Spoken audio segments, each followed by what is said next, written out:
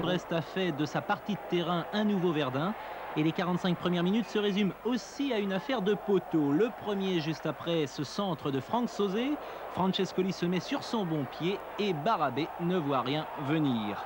Francescoli, doué et parfois efficace, n'a finalement qu'un seul défaut, son irrégularité au cours d'un match. Hier, il a comblé de larges plages d'absence par des éclairs de génie. Fin de première mi-temps et le second poteau, corner de Waddle, Moser au-dessus du lot, touche la transversale. Mi-temps, 0-0, Jean Castaneda n'a pas touché une seule fois le ballon et Bernard Tapie répond à un article paru dimanche dernier dans un journal parisien et qui le présentait comme le réel entraîneur de l'Olympique de Marseille, en fait l'homme qui faisait tout. C'est-à-dire qu'en clair, vous ne faites pas la tactique de l'Olympique de Marseille? Ah non, bien sûr que non.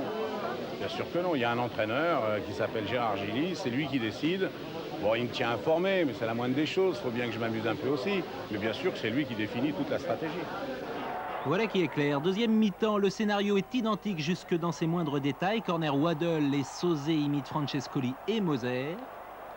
Et puis, l'heure de jeu, la décision du match. Amoros fonce sur Canet qui a déjà reçu un avertissement. Cette fois, M. De Zayas juge une nouvelle faute et c'est donc le rouge. Une expulsion extrêmement sévère, quoi qu'il en soit décisive et qui condamne pratiquement le FC Brest. Dans la minute suivante, centre de Waddle, une charge de Moser sur Barabé, sifflée par M. De Zayas. Et malgré cela, regardez bien, Bruno Germain fait le ménage. Réaction surprenante du Marseillais. Gérard Gilly, par prudence, retire d'ailleurs dans la seconde son milieu de terrain. Et il le remplace par Diallo. Bien vu Gilly. 75e minute, corner de Waddle et Diallo incroyablement seul au premier poteau. Dévie du sommet du crâne. 1-0, c'est terminé.